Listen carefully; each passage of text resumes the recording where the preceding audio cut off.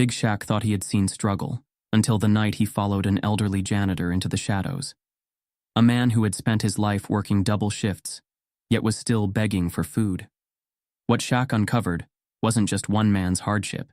It was a system designed to break people. The deeper he dug, the darker the truth became, and powerful enemies were waiting.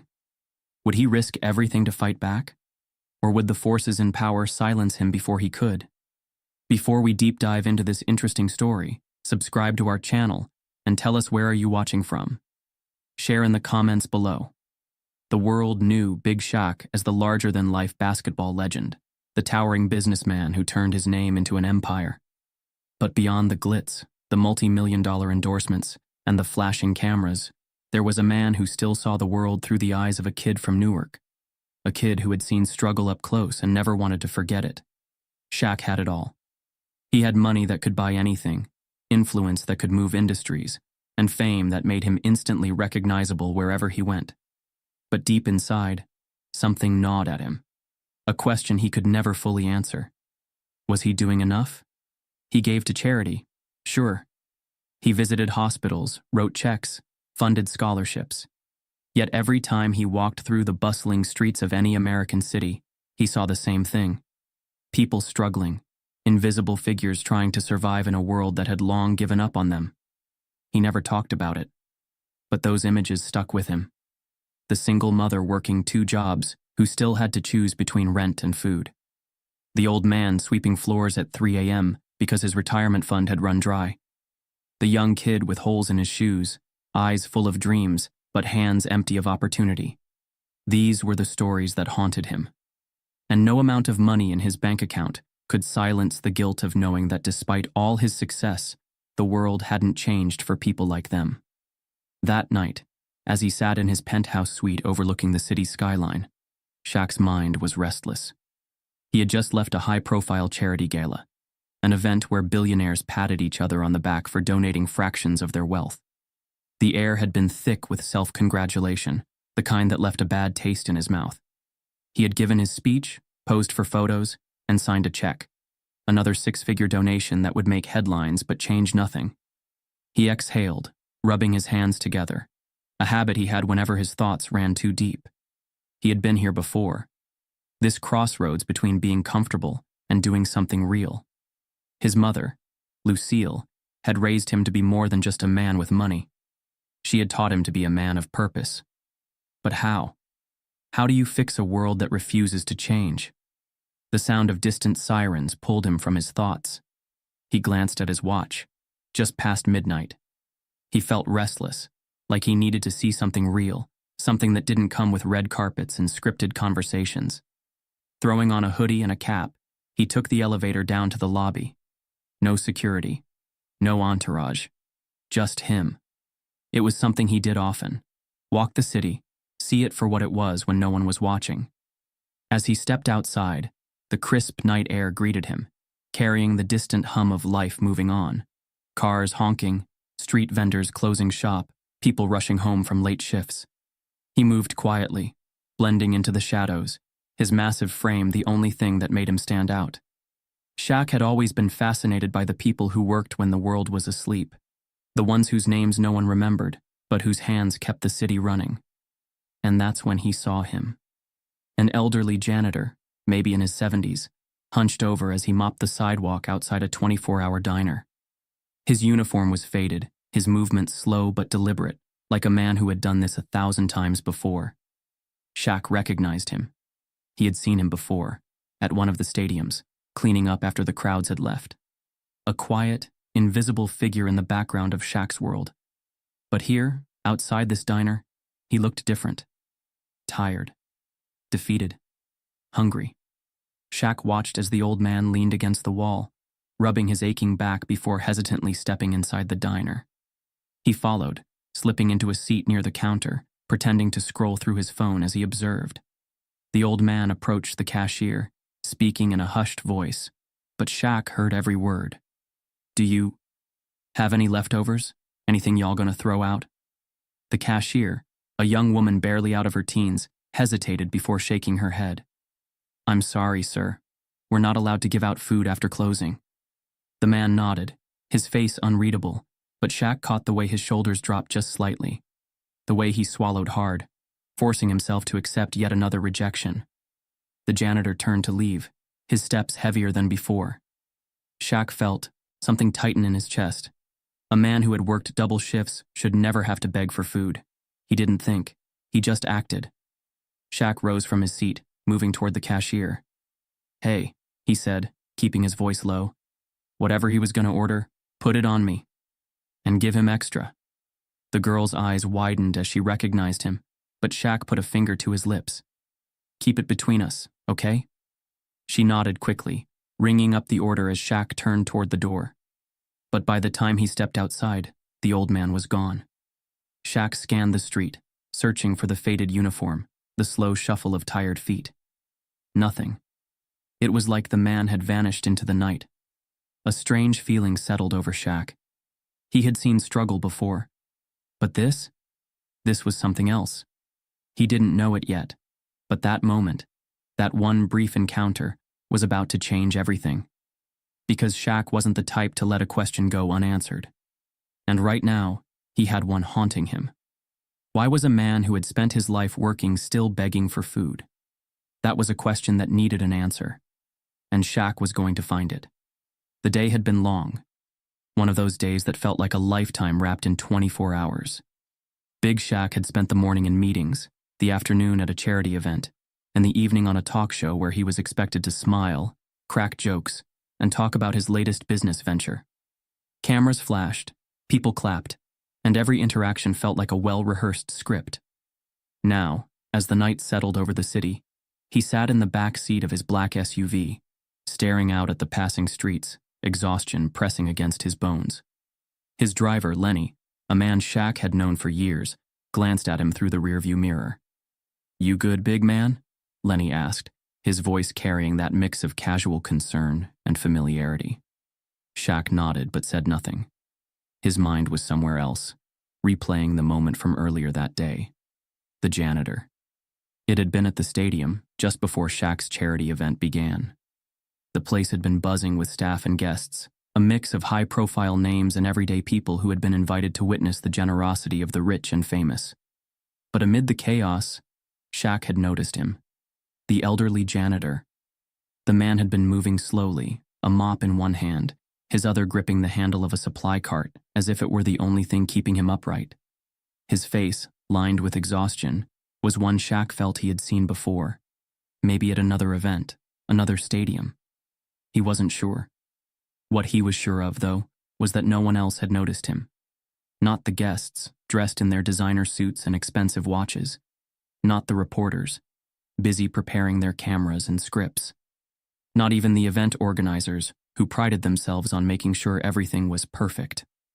Shaq had watched as the janitor wiped sweat from his forehead with the sleeve of his faded uniform before disappearing through a side door. The moment had stuck with him. And now, hours later, as Shaq's SUV rolled past a small 24-hour diner, his eyes caught something that made him sit up. The same janitor. But this time, he wasn't working. He was standing outside the diner, his back slightly hunched, his hands fidgeting near his pockets. The streetlights cast long shadows, stretching his figure across the sidewalk like a ghost of the man he once was. Shaq's gut tightened. "Lenny, pull over." Lenny gave him a look but didn't argue. The SUV eased toward the curb, and Shaq quickly stepped out, pulling his hood up. He didn't want attention. He just wanted to see. From a few feet away, Shaq watched as the old man hesitated before stepping inside the diner. Through the glass windows, Shaq saw him approach the counter, speaking to a young cashier. Their conversation was short, and then, defeat. The janitor turned, shoulders slumped, and walked out. Shaq's feet moved before he could think. The old man walked down the street, his pace slow, as if his body was arguing with every step. Shaq followed at a distance, his mind racing with questions. Why was a man who had worked all day, probably a double shift, walking home hungry? The janitor didn't go far. Just a couple of blocks down, he turned into a dimly lit alleyway, disappearing behind a building. Shaq hesitated for only a second before following. The alley was quiet. the kind of quiet that felt wrong in a city that never truly slept. Trash cans lined the walls, and the faint sound of a distant car horn echoed in the background. And then, he saw it. A small door, half hidden by shadows, slightly ajar. Shaq moved closer, his heart thudding just a little harder in his chest. He could hear voices inside, low murmurs, tired sighs.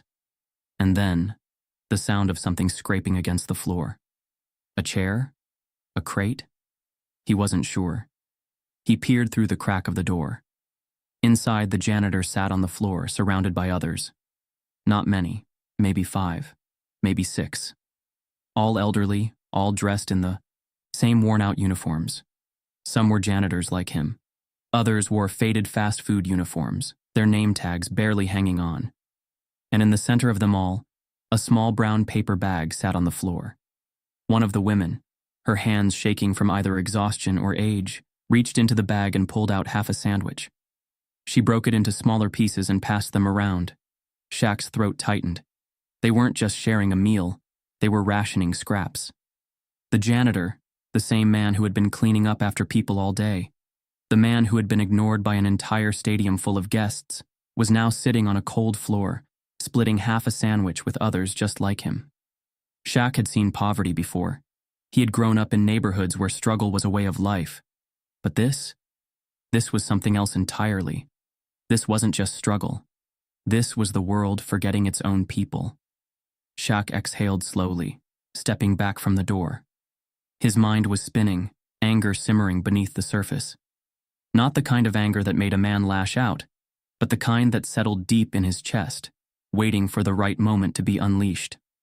For a long moment he stood there, staring at the door, fists clenched at his sides. He had spent years donating money, funding programs, giving speeches about change. But what good were speeches when men like this janitor still had to beg for food after working themselves to the bone? What good was money when it never reached the people who needed it the most? Shaq turned and walked back toward the street, his footsteps heavier than before. This wasn't over. Not even close. He wasn't sure what he was going to do yet. But one thing was clear. He couldn't ignore this. Shaq had spent his life on courts under the brightest lights, in boardrooms where billions were at stake, on stages where cameras captured his every move. But tonight, in the dimly lit back streets of the city, he was just another man walking behind a shadow, one that no one else seemed to notice. He kept his hood low, hands tucked into his jacket pockets, blending in as much as a 7-foot-1-inch giant could. His mind raced as he followed the janitor's slow, unsteady steps.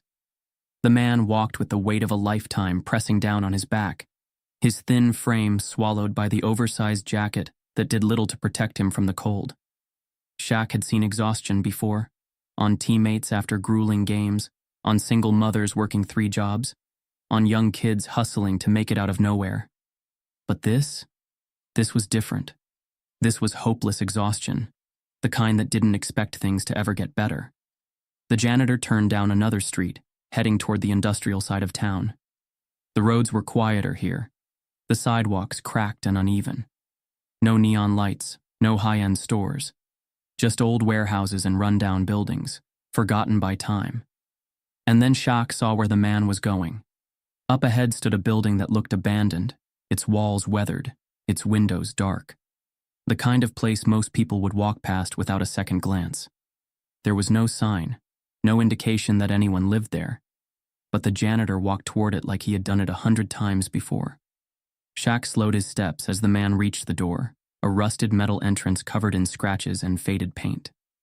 The janitor knocked twice, then waited. A pause. Then the door creaked open just enough for him to slip inside.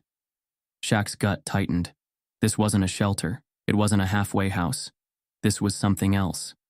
He moved closer, pressing himself against the side of the building, his breath steady despite the unease creeping in. He waited a few beats, making sure no one was watching, then edged toward the door. It was slightly ajar, just like before. Voices. Muffled. Tired. Some barely above a whisper. Shaq leaned in, careful not to push the door further open. Inside he could make out 6, maybe 7 people, all elderly. all wearing uniforms of different kinds: fast food, janitorial, security guards. Their faces were lined with exhaustion, their bodies slumped against makeshift seats, old crates, a broken couch, the floor itself. A single lantern flickered in the middle of the room, casting long, tired shadows against the cracked walls. The janitor sat near the center, pulling off his gloves slowly, his fingers stiff with cold. "Anything?" someone asked, voice thin, weary. The janitor shook his head. "Number same as last night." A collective silence followed. A silence Shaq recognized. The silence of people used to disappointment. One of the men, a former security guard judging by his uniform, sighed and rubbed his hands together.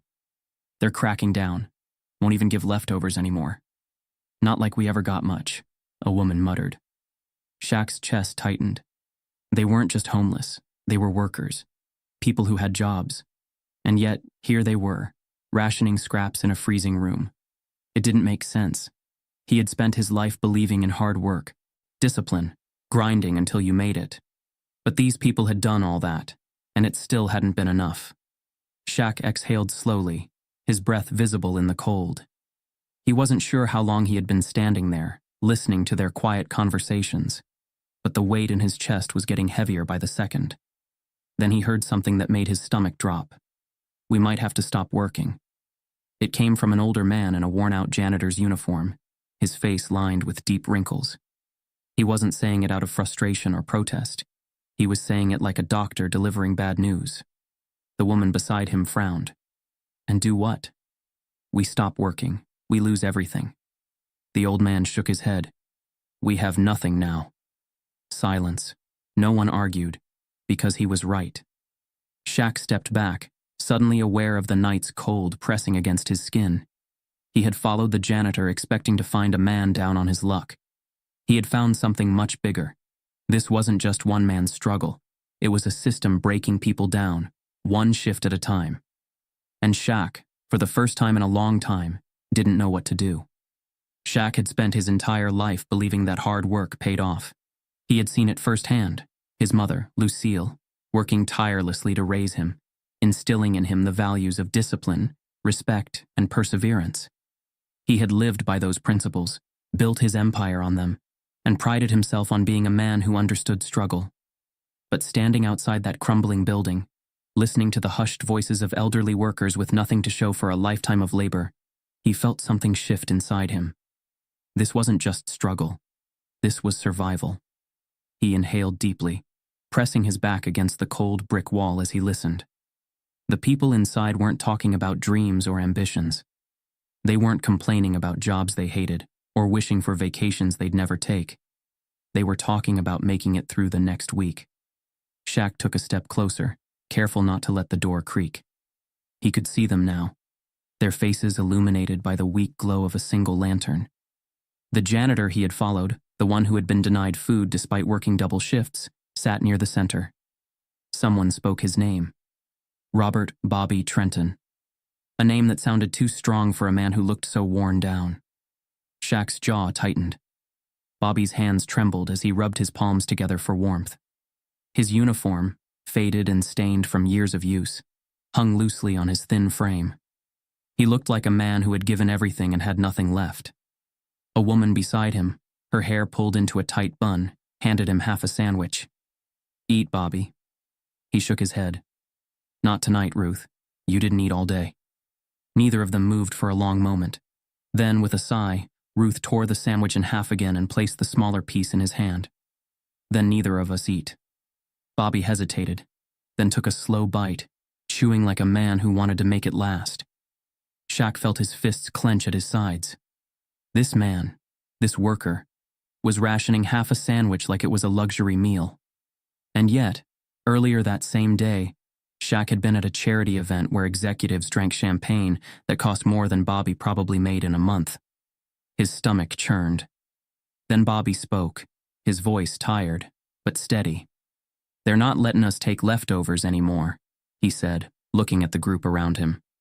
"New management says it makes the business look bad, like they ain't paying us enough." A hollow chuckle rippled through the room, but there was no humor in it. "They ain't paying us enough, someone muttered. Bobby exhaled sharply. They say we should be grateful for the hours we get. But tell me, what's a man supposed to do with 30 hours a week at minimum wage? Pay rent? Eat? Keep the lights on? The room fell silent. Bobby shook his head, his fingers tightening around the remains of his sandwich. I worked at that place for damn near 20 years. Thought if I stuck it out long enough, I'd get a real pension. Thought maybe, just maybe, I'd be able to retire with some dignity. He let out a bitter laugh.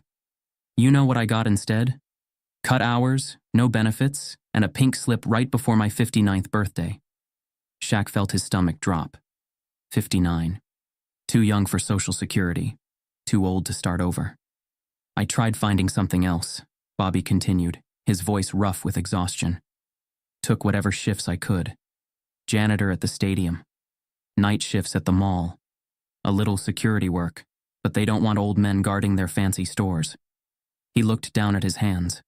Hands that had spent decades scrubbing floors, moving crates, cleaning up after people who never gave him a second glance. Now? I live here, Bobby said simply, motioning around the dimly lit space. With the rest of them, the ones who worked until their bodies gave out, the ones who spent years building this city, serving its people, and got nothing in return. Shaq swallowed hard. He scanned the faces in the room, each one a story, each one a life reduced to this. A woman in a faded waitress uniform, her hands rough from years of scrubbing dishes, now too weak to hold a tray. A former factory worker with a limp from an injury that never healed, fired the moment he became too slow for the assembly line. A security guard who had spent decades protecting people who never even knew his name, now left unprotected himself. Shaq had seen people struggle before, but he had never seen this. This wasn't just bad luck. This was the system failing the very people who kept it running. His chest felt heavy, his breath slow and deliberate. He had spent years giving back. Or at least he thought he had. He had donated millions to charities, built schools, funded scholarships. But none of that mattered to these people. Because they weren't looking for scholarships. They weren't looking for charity handouts. They were looking for basic human dignity. A chance to rest after decades of work. A roof over their heads. A meal they didn't have to beg for. Shaq took a slow step back, his mind racing. He couldn't just walk away from this. He wasn't sure what he was going to do yet. But one thing was certain. He wasn't going to let Bobby Trenton become just another invisible worker. And he damn sure wasn't going to let this story end here. Shaq stood in the shadows, his broad shoulders tensed, his mind spinning. He had spent his entire career believing in hard work, discipline, and perseverance. That if you pushed forward, no matter how tough things got, success would eventually follow. But here, in this dimly lit room filled with men and women who had given their lives to labor, he saw a different reality. Bobby sat with his back against the peeling wall, his hands resting on his knees, his fingers calloused and stiff from decades of work. His eyes, once sharp, now dulled by exhaustion, held stories Shaq wasn't sure he was ready to hear. But he needed to hear them. The room was silent except for the faint hum of a passing car outside. The others in the shelter sat close, their faces lined with the same exhaustion Bobby carried, as if they had all been through the same war. Then, Bobby exhaled deeply and began. I was 16 when I got my first real job, he said, his voice hoarse but steady. Dishwasher at a diner in Jackson, Mississippi. Back then, we didn't have much of a choice. If you were young and black, you either worked, joined the service, or ended up in trouble. He glanced at the others, nodding as if they had all lived this truth. I chose work. Started with dishes, then bussing tables, then cooking when they needed extra hands. Never missed a shift. Never showed up late. Thought if I worked hard enough, one day I'd move up, maybe even run my own place. He paused, the corners of his mouth twitching into something that wasn't quite a smile. But that's not how it worked. Shaq leaned forward, listening closely. The owner, white guy, always wore these slick suits like he was somebody important. Used to tell me, Bobby, you're one of my best workers, fastest hands in the kitchen. Said it like a compliment, like I should be grateful. Bobby shook his head. But when the head cook left, you know who got promoted? A white kid straight out of high school. Ain't never cooked a day in his life. Shaq clenched his jaw. He had seen it before. Talented, hard-working black men being passed over for people with half their skill, simply because of the color of their skin. Still, I swallowed it, kept my head down, figured maybe it was just bad luck. Moved on to factory work, real labor. 16-hour shifts, sweating through my clothes, lifting crates so heavy I couldn't feel my arms by the time I got home. But at least it paid. Bobby let out a slow breath. Then came the layoffs. Shaq didn't need to hear the rest to know what happened next. They told us they were restructuring. That was their word for it. But every single man they let go looked just like me. Bobby's fingers curled slightly, his knuckles turning white. I remember standing in that office, staring at the manager while he lied to my face. Said it wasn't personal, that they just had to make tough decisions. Meanwhile, every white worker in that damn place kept their job. The room remained still. Shaq knew this wasn't just Bobby's story. This was the story of generations. Bobby rubbed his temple, as if the memories physically pained him. I found another job. Then another. Then another. That's how it went. Always moving, always starting over. Every time I got close to something steady, something worth keeping, it got taken from me. His voice dropped lower, heavier. Then one day I hit 45, and everything changed. No one wanted to hire an old man anymore. Shaq inhaled sharply. 45 wasn't old. Not in the NBA, not in business, not in life. But for a black man in the labor force, it was a death sentence. I tried to fight it, Bobby continued. Went back to school, learned new skills, even took some damn computer classes. Thought maybe if I proved myself again, I could find something steady. He shook his head, laughing bitterly. You know what they told me? That I didn't have enough experience in the new industry, that I was too old to train. Shaq's stomach twisted. Bobby's eyes darkened. I wasn't too old to work in a warehouse. Wasn't too old to scrub their floors. Wasn't too old to clean up after their damn kids in these stadiums. But the moment I asked for something better, something that didn't break my back, suddenly, I was worthless. A heavy silence settled in the room. Bobby exhaled, the sound ragged. I spent my whole life being told if I worked hard enough, I'd be rewarded. That's the lie they sold us. His gaze lifted, locking onto Shaq's. But the truth is, for men like me, the game was rigged before we even stepped on the court. Shaq felt something tighten in his chest. He thought about his own journey, how different it had been. Yes, he had worked hard. Yes, he had sacrificed. But he had also been one of the lucky ones. He had talent that couldn't be ignored, a platform that gave him power, money that shielded him from the realities Bobby had lived through. But what if things had been different? What if he hadn't been Big Shaq? What if he had been Bobby Trenton? The thought made him feel uneasy. Bobby leaned back against the wall, his expression unreadable. You want to know what hurts the most? Shaq nodded, his throat tight. I did everything right. I never took shortcuts, never stole, never hurt nobody. I gave the best years of my life to jobs that chewed me up and spit me out. And now, at 72, I got nothing. The weight of his words settled over Shaq like a crushing force. No savings, no home, no family left. Just this. Bobby motioned around the shelter, his eyes tired. This is all that's left for us. Shaq swallowed hard. Bobby had been taught the same lesson every black man in America was taught. Work twice as hard, be twice as good, and you'll get half as much. And now, here he was, with even less than that. Shaq knew he couldn't change the past. He couldn't rewrite Bobby's life or erase the injustices he had endured. But one thing was clear.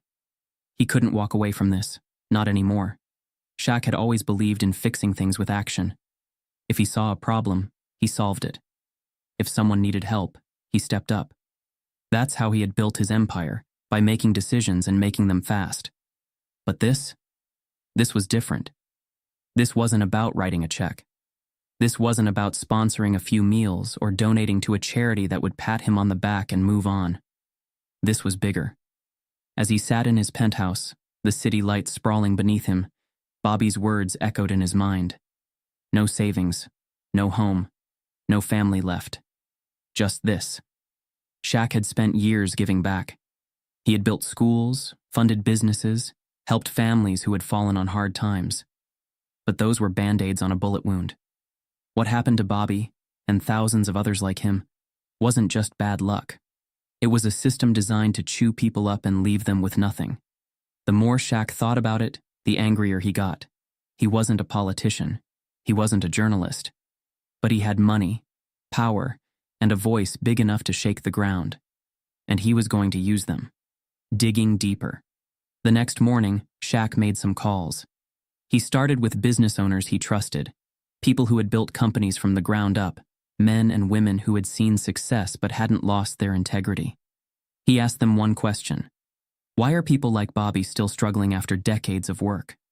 Some gave vague answers, some danced around the topic. But one man, an old friend from his early business days, finally told him the truth. Shaq, you really want to know why? The man sighed over the phone. Because it's designed that way. Cheap labor keeps businesses running. These companies don't want workers who can retire. They want workers who'll be desperate enough to take whatever they can get. Shaq gripped his phone tighter. You're telling me this is on purpose? I'm telling you that poverty is profitable, big man. The words hit him like a punch to the gut.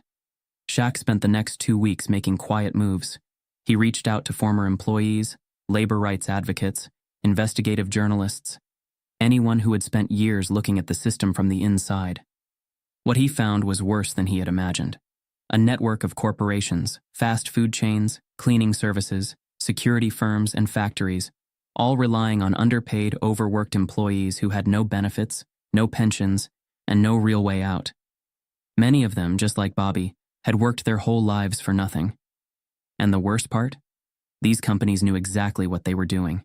They cut hours just low enough to avoid giving benefits.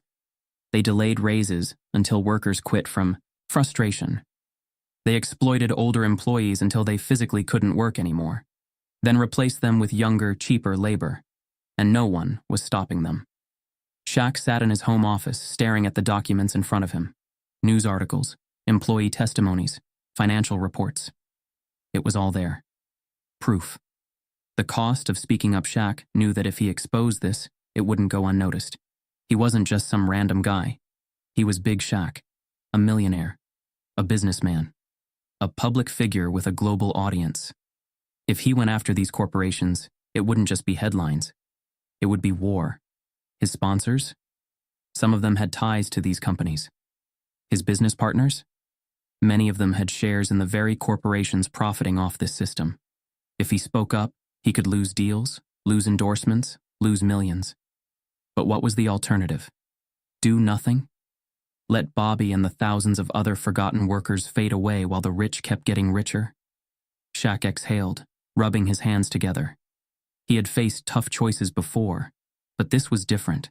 This wasn't just about his career. This was about doing the right thing, no matter the cost. The next morning, he picked up his phone and made the call. The threats begin. Shaq had been in the public eye his whole life, but he had never seen anything like what happened next. It started small, a few warning emails, anonymous messages telling him to mind his own business. Then came the calls from people he had once trusted. Shaq, this isn't your fight. Be careful, man. These companies have power. You really want to lose millions over some workers you don't even know. Shaq ignored them. Then the real threats started. An untraceable number called his phone late at night. A distorted voice on the other end. Back off. A letter, no name, no return address, arrived at his office. You don't know who you're messing with. Walk away. Shaq wasn't scared easily. He had spent years in the toughest arenas, facing the biggest names in the game. But this wasn't a game. This was powerful people trying to silence him, and that only made him more determined. A decision that could change everything. Shaq sat in his office, staring at his laptop screen. On the screen was a drafted statement, one that would expose everything he had found. He knew what would happen the moment he hit. Send it would be war. He could lose deals, lose money, lose friends. But then he thought about Bobby. He thought about that half-eaten sandwich in the shelter. He thought about the workers who had been chewed up and spat out by a system that never cared about them. And suddenly, The decision wasn't so hard. Shaq took a deep breath and pressed send. Shaq had never been the type to sit still when he saw something wrong. It wasn't in his nature to ignore problems, especially not when people's lives were at stake. But this wasn't just a problem. This was a system built to break people. And now, it had a new problem of its own. Big Shaq wasn't backing down. The first move, calling out the giants. The morning after Shaq sent out his statement, the internet exploded. His words were everywhere. Companies are getting rich while their workers starve. The system is broken, and it's time we fix it. Hardworking people like Bobby Trenton deserve more than just empty promises. It wasn't just another celebrity rant. It was a direct call-out. Shaq named names. He pointed fingers at the corporations profiting off low wages, stolen pensions, and rigged contracts. And the world listened. News outlets picked up the story. Social media caught fire. And within hours, workers from all over the country began sharing their own stories. A retired factory worker in Ohio, a former cashier in Texas, a janitor in New York. All of them had the same message. We worked. We gave everything. And we got nothing in return. For the first time, people were paying attention, and the companies, they panicked. The pushback begins. Within 24 hours, Shaq's inbox was flooded with messages from executives, lawyers, and PR teams scrambling to contain the damage. Some tried to act concerned. Shaq, let's talk privately. We can fix this together. Others were more direct. You're making a mistake. You don't understand how business works. And then, there were the threats, anonymous calls, letters with no return addresses, the same message over and over, back off. Shaq didn't care. He had been threatened before. He had faced off against giants his entire career, on the court, in business, in life. This was just another fight, and he wasn't going to lose. The second move, buying back power. Shaq knew that calling out the system wasn't enough. He needed to change it, so he did something that no one saw coming. He started buying out struggling businesses, the same ones that had been forced to cut wages and lay off workers just to survive. Fast food franchises, security firms, cleaning services. And once he owned them, he changed everything. Higher wages, full benefits, retirement plans. It wasn't just about helping a few workers. It was about proving a point. The same companies that had claimed they couldn't afford to pay workers fairly, Shaq was running them at a profit while paying people what they deserved. And once that news got out, other business owners started following his lead. Small restaurants, grocery stores, local businesses that had always wanted to pay more but had been scared of going under. They saw what Shaq was doing and joined the movement. And just like that, the system started to crack. The third move, exposing the corruption. Shaq knew that changing a few businesses wasn't enough. He had to destroy the foundation of the system itself. So, he went after the truth. Through quiet back channels, he hired investigative journalists, some of the best in the country. They dug into corporate tax records. They found hidden policies that kept wages low. They uncovered manipulated contracts, unpaid pensions, and illegal loopholes that companies used to trap workers in cycles of poverty. And when the reports were finished, Shaq made sure the world saw them. Leaked documents, internal memos, secret recordings, proof that these companies had been lying all along. By the time the headlines dropped, it was too late for damage control. The public was outraged, workers protested, customers boycotted. The same executives who had once laughed off the issue were now scrambling to save their reputations. But for some, it was already too late. The backlash. When Power Fights Back, Shaq knew this was coming. You don't shake the system without consequences. First, business partners started pulling out. Some of his biggest sponsors dropped him without warning. Too controversial. Bad for business. Then came the lawsuits. Companies sued him for defamation. Politicians accused him of inciting unrest. Media outlets, once eager to cover his story, started shifting the narrative. Is Shaquille O'Neal too radical? Is this a business revolution or just a publicity stunt? The pressure was building. Even people close to him, friends, advisors, partners, started urging him to stop. Shaq, this is getting dangerous. You did enough. Walk away while you can. But Shaq wasn't listening, because this wasn't about him anymore. This was about every worker who had been silenced, every Bobby Trenton, every man and woman who had worked their whole lives, only to be left with nothing. So, despite the losses, despite the attacks, despite the entire system trying to shut him down, Shaq kept pushing, and that's when something happened that no one expected. The people started fighting back too. Workers began demanding higher wages. Unions that had been silenced for decades started speaking out. Politicians who had once ignored the issue felt the pressure to act. Shaq had started a movement. And now, it was unstoppable. Shaq had always been a fighter. Whether it was battling for rebounds on the court, building his business empire, or proving doubters wrong, he had never backed down from a challenge. But this was the biggest fight of his life. And the people in power weren't playing fair. The warning that changed everything. It started with a call. Blocked number, no caller ID. Shaq sat alone in his office, staring at his laptop, sifting through reports of the businesses he had exposed. His phone buzzed. He answered.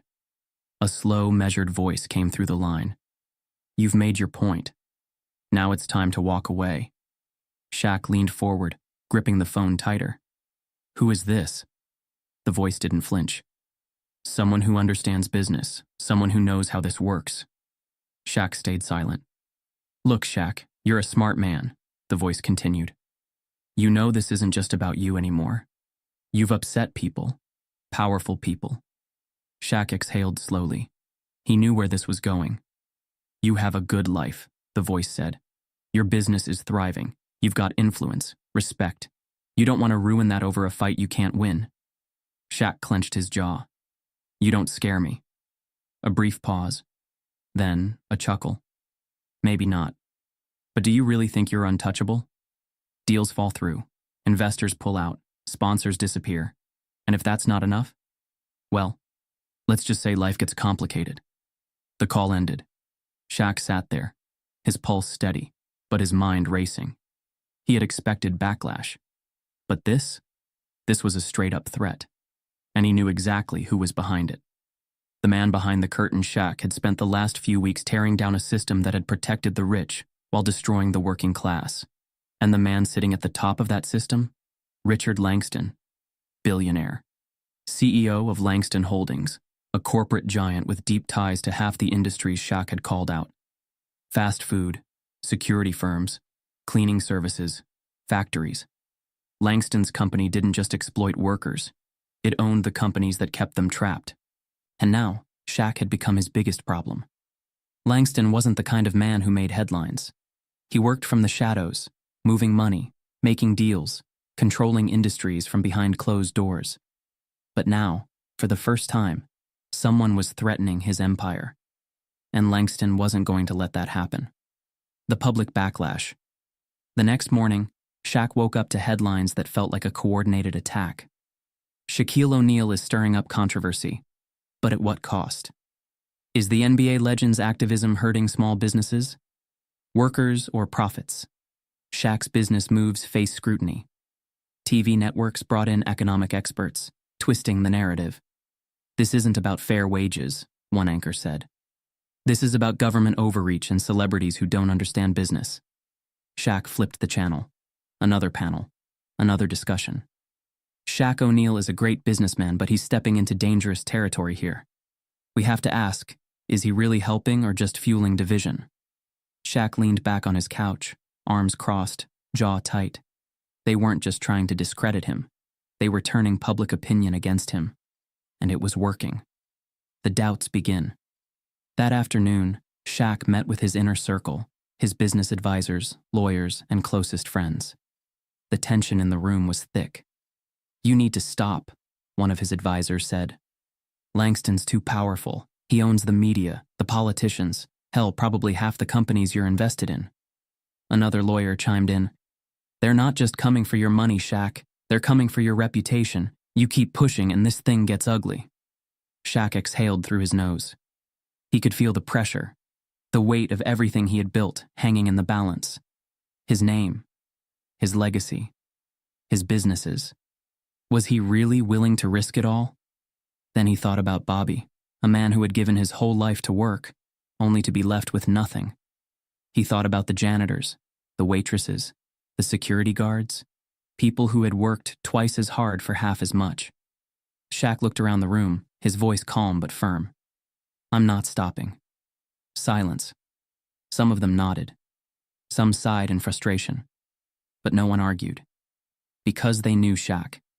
And they knew that when he made up his mind, there was no turning back. The people stand with him. As the media storm grew, something unexpected happened. The people started fighting back. Workers from all over the country took to the streets. They held signs. They marched. They refused to be ignored. Stand with Shaq started trending on social media. Former employees of Langston Holdings broke their silence, revealing the truth about the company's exploitative practices. And the biggest shift? Celebrities, athletes, and business leaders started speaking up. Actors, activists, even CEOs who had nothing to gain and everything to lose. Shaq wasn't alone anymore. This wasn't just his fight. It had become a movement. The bold move that no one expected. Shaq knew he had to end this on his terms, and he knew exactly how to do it. That night, he went live on national television. No scripts, no PR team, just him. He looked directly into the camera. "I didn't start this fight because I wanted attention. I started it because people like Bobby Trenton have been ignored for too long." He leaned forward. "There are powerful people out there who want me to back down. They've threatened me. They've tried to discredit me. But here's the thing. I don't scare easy." The tension in the room was electric. Shaq wasn't just talking to the audience. He was talking directly to Langston. "I'm not stopping. Not now. Not ever." Then he made his final move. Shaq reached into his pocket, pulled out a folder, and held it up to the camera. "These are documents from Langston Holdings." The audience gasped. "They show everything. The stolen wages, the illegal contracts, the backdoor deals that keep workers in poverty while billionaires cash in." He tossed the folder on the table. "Tomorrow morning, these files will be sent to every major news outlet in the country. And when they go public, there won't be anywhere left for these companies to hide." A heavy silence filled the room. Shaq's gaze was unshakable. "You wanted me to back down? Too bad. I just went all in." And with that, the broadcast ended. The world held its breath. The next day, the documents were released. Langston Holdings was exposed. The stock market shook. Politicians scrambled. And for the first time, the people in power were the ones who were afraid. Shaq had done the impossible. He had taken on a giant and won. But the fight wasn't over yet. Because now, the whole world was watching. The world had been watching. For weeks, Shaq's fight had dominated headlines. His bold stand against corporate greed, the exposure of Langston Holdings, and his refusal to back down had ignited something unstoppable. It wasn't just about him anymore. It was about every worker who had been overlooked, underpaid, and discarded. And now, it was time to finish what he started. Taking control. Shaq had always been a businessman, but this was different. Buying struggling businesses before had been a strategy to prove a point. But now, it was a takeover. With Langston Holdings in shambles, Shaq made his move. Piece by piece, he bought out the very companies that had been exploiting workers: fast food franchises, security firms, janitorial services. The same boardrooms that had once dismissed him now had no choice but to answer to him. And the first thing he did? He changed everything. Wages doubled overnight. Healthcare benefits became standard. Retirement plans were guaranteed. Workers who had spent decades being treated like they were disposable were finally being given what they had earned. But Shaq wasn't done. He pushed for new legislation, teaming up with labor rights activists, forcing companies nationwide to end wage theft, stop illegal layoffs, and provide basic protections for their employees. It wasn't just about fixing what was broken. It was about making sure no one else had to suffer the way Bobby and his people had. Justice for the forgotten workers. One by one, Bobby's people, the janitors, the security guards, the servers, the factory workers, finally started getting what they had been denied for years. Back pay, pensions reinstated, Contracts rewritten to protect them. Some cried when they received their first real paycheck. Others simply stared at the numbers, disbelieving. For the first time in decades, they didn't have to choose between rent and food. For the first time in decades, they had dignity. And Bobby? Bobby finally got what he had been fighting for his whole life. One evening, as the sun dipped low, Shaq walked into the shelter where it had all started. Bobby sat at the same old crate he had been using as a table for years, but this time, he wasn't rationing food. He was reading the letter in his hands, his fingers trembling as he traced the words over and over. Retirement, Bobby whispered, almost to himself. A real pension. Backdated pay. Shaq sat across from him, a small smile tugging at the corner of his lips. You earned it, he said. Bobby blinked, his eyes welling with tears that had been waiting a lifetime to fall. He folded the letter carefully, then looked up at Shaq, his voice thick with emotion. Somebody finally saw us. Shaq felt his throat tighten. Because that's what this had always been about. Not money, not power. Recognition. For Bobby. For the forgotten workers. For every man and woman who had been told they were nothing after giving everything. A changed man, a new beginning. Shaq had started this journey thinking he was just helping. What he didn't realize was that it had changed him too. He had always thought success was measured by how much you made, how much you owned, how much you could give. But now, he understood something deeper. Success wasn't about wealth. It was about who you lifted up with you.